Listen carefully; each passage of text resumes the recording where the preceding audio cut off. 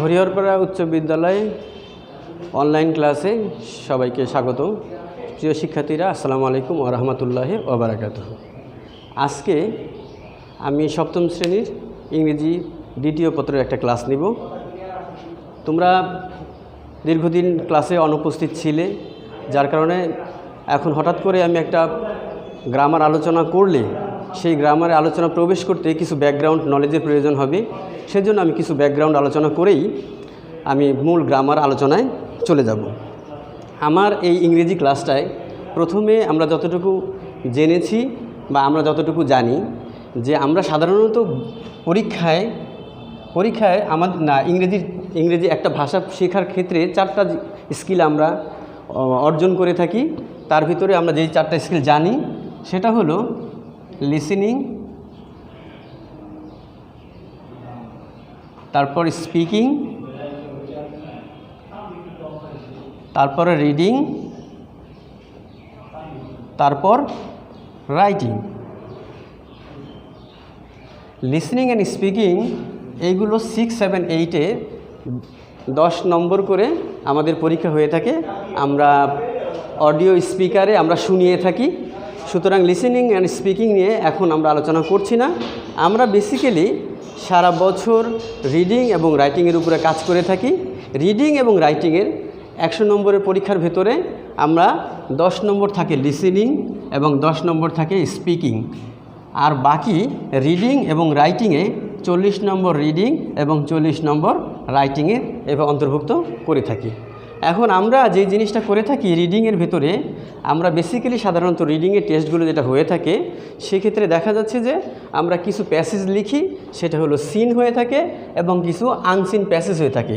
আমরা রিডিংয়ের ক্ষেত্রে আমরা যেটা করে থাকি সেটা হলো রিডিংয়ের ক্ষেত্রে যেটা দেখা যায় কিছু প্যাসেজ থাকে, প্যাসেজটা সেটা সিন থাকতে পারে আবার অথবা আনসিন থাকতে পারে। কিন্তু বিষয়টা হচ্ছে এই যে আমরা রিডিং যখন করে থাকি রিডিংয়ের ক্ষেত্রে আমাদের যেই করণীয় বিষয়গুলো থাকে সেটা আমাদের সামনে উপস্থিত থাকে। সুতরাং আমরা রিডিং টেস্টের ভিতরে যেই জিনিসগুলো করে থাকি তা হলো একটা প্যাসেজ থেকে এমসিকিউ করি, অর্থাৎ আমরা ওই প্যাসেজটা পড়বো, ওই প্যাসেজ থেকে রিডিং টেস্টটা হবে।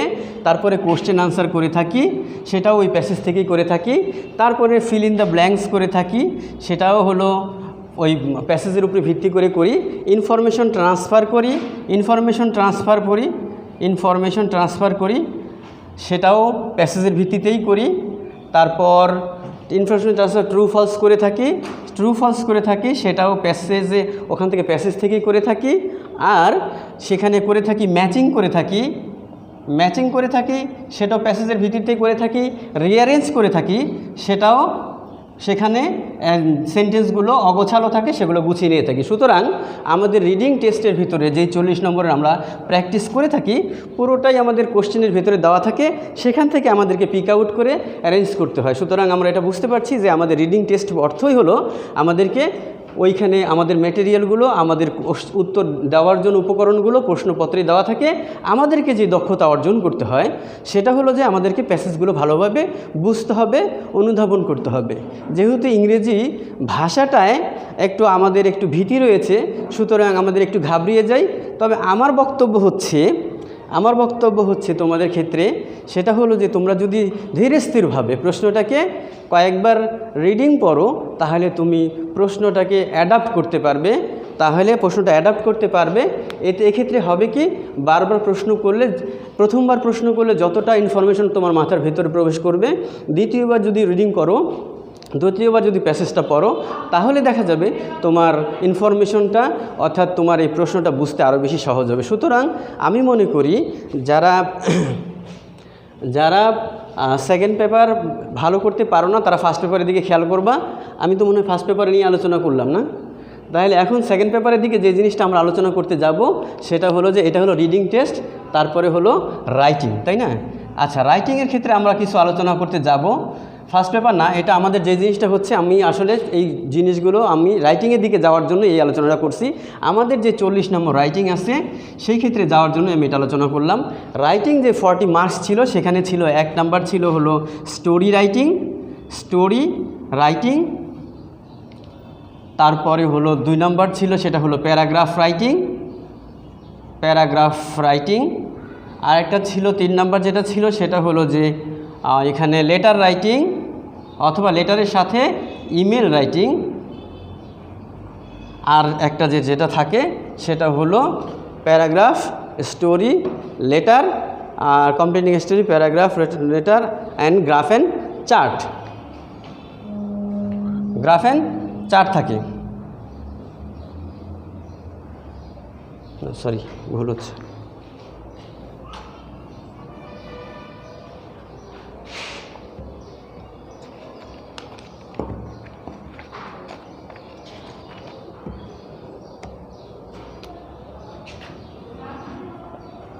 Dialogue writing.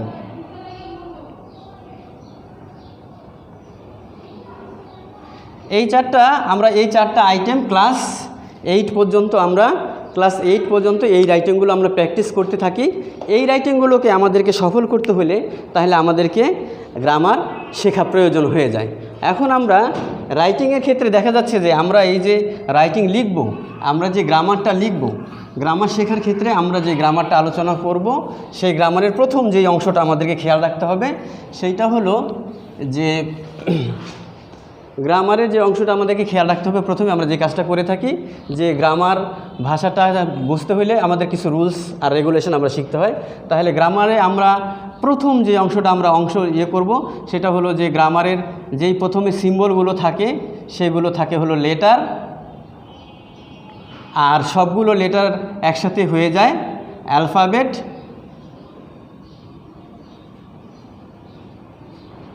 অ্যালফাবেট আমরা দুই ভাগে ভাগ করতে পারি, সেটা হলো ভাওয়েল আর একটা অংশ হলো কনসোনান্ট।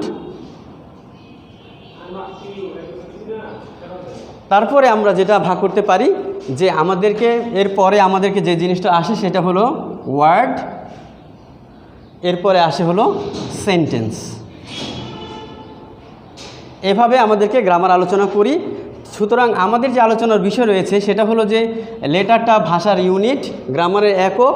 তারপরে অ্যালফাবেটগুলো সবগুলো লেটারকে একসাথে বলছি, এটা হলো অ্যালফাবেট দুই ধরনের, একটা হলো ভাওয়েল যেগুলো উচ্চারণ করতে অন্য লেটারের সাহায্য প্রয়োজন হয় না, তারপরে কনসোনান্ট যেটা উচ্চারণ করতে ভাওয়েলের সাহায্যের প্রয়োজন হয় কনসোনান্ট। এই পর্যন্ত আমরা হলো লেটার ক্লাস আমরা আলোচনা করব। এখন যেটা আসবে ওয়ার্ড ক্লাস নিয়ে আমরা আলোচনা করব, এরপরে আমাদের সেন্টেন্স ক্লাস আসবে। বেসিক্যালি আমরা যে আলোচনাটা করি, আমাদের ব্যাকগ্রাউন্ড আলোচনা যতটুকু ছিল আমরা করার পর আমরা যেই অংশে এসেছি গ্রামারের, সেই অংশটা হলো আমাদের মূল আলোচ্য বিষয় হলো ওয়ার্ড এবং সেন্টেন্স ক্লাস।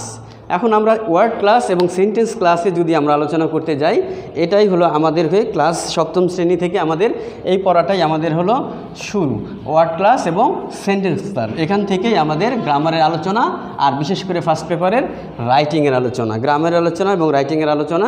এই গ্রামারটা আমাদের রাইটিংয়ের জন্য প্রয়োজন হবে, এই জন্য আমরা ওয়ার্ড ক্লাস নিয়ে আলোচনা করব।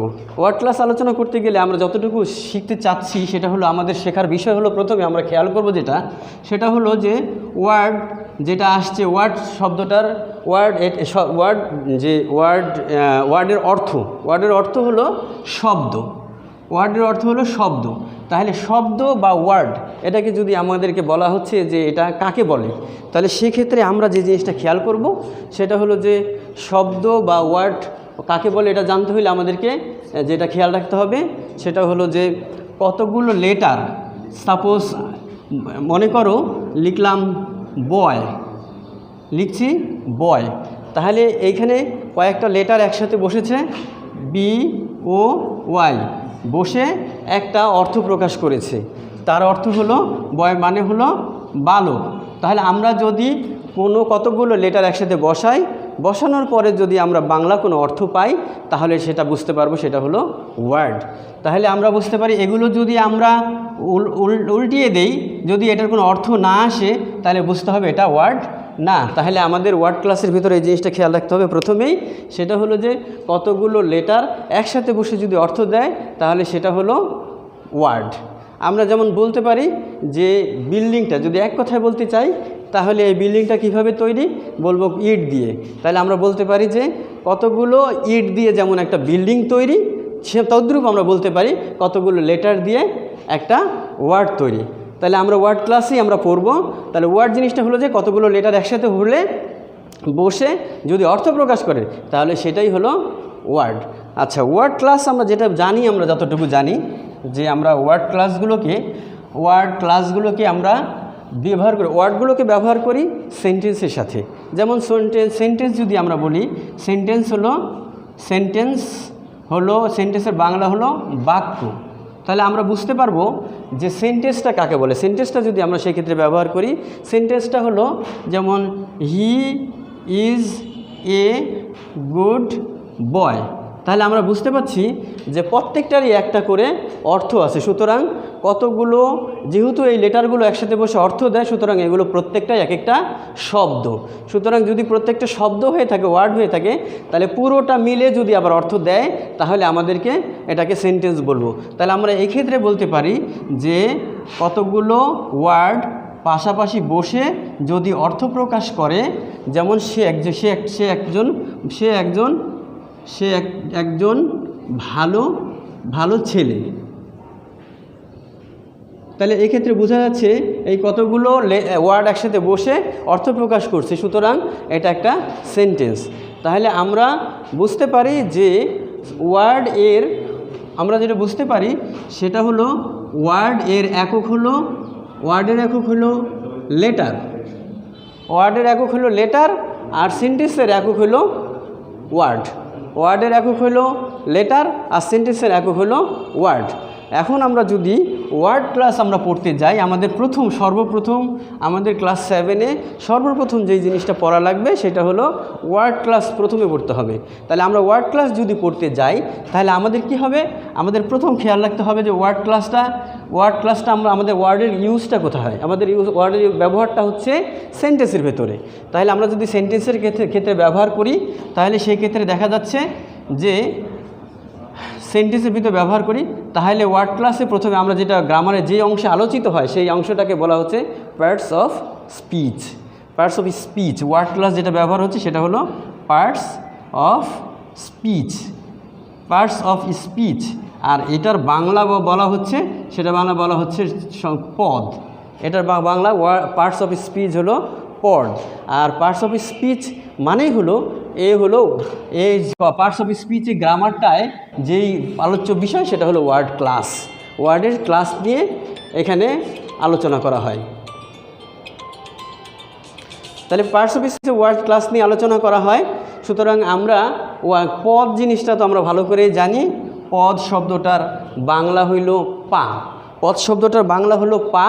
সুতরাং আমরা ভালো করে বুঝি যে পায়ের উপর যেমন পুরো শরীরটা বহন করে, তেমনি এই পার্টস অফ স্পিচের উপরে পুরো হলো পুরো গ্রামারটা পার্টস অফ স্পিচের উপরে নির্ভরশীল। সুতরাং আমরা পার্টস অফ স্পিচটা যদি ক্লিয়ার হতে পারি তাহলে আমাদের জন্য গ্রামারটা বোঝাটা সহজ হয়ে যাবে। সেই ক্ষেত্রে আমরা পার্টস অফ স্পিচের যে ক্লাসগুলো আমরা ভালো করে জানি যে পার্টস অফ স্পিচ পদ হলো বাংলায় পদ হলো পাঁচ ধরনের, আর ইংরেজিতে পার্টস অফ স্পিচ হলো 8 কাইন্ডস, 8 ধরনের। তাহলে বাংলায় হলো পদ কম আর ইংরেজিতে পদ বেশি। এখন কথা হচ্ছে এই যে আমরা যতটুকু জানি যে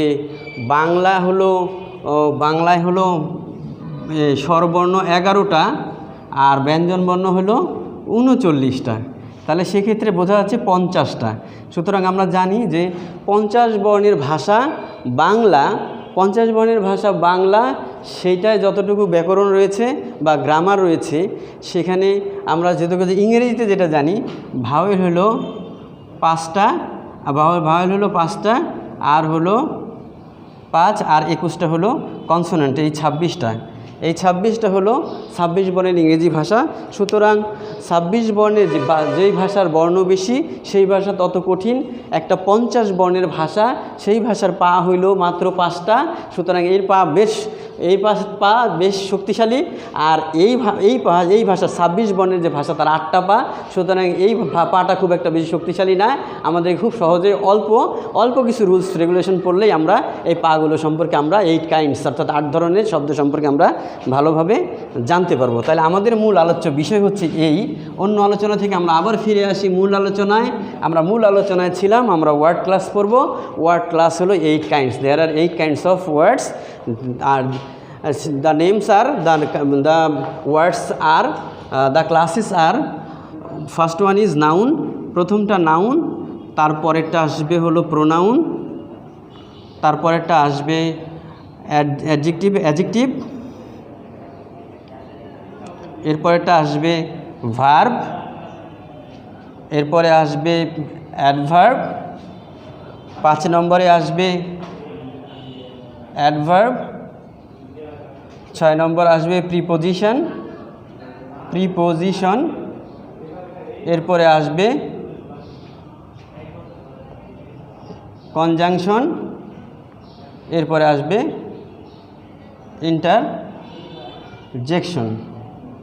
আমরা এই 8 ধরনের শব্দ, আমরা শব্দের যে 8 ধরনের বৈশিষ্ট্য প্রকাশ করে থাকি, আমরা এই 8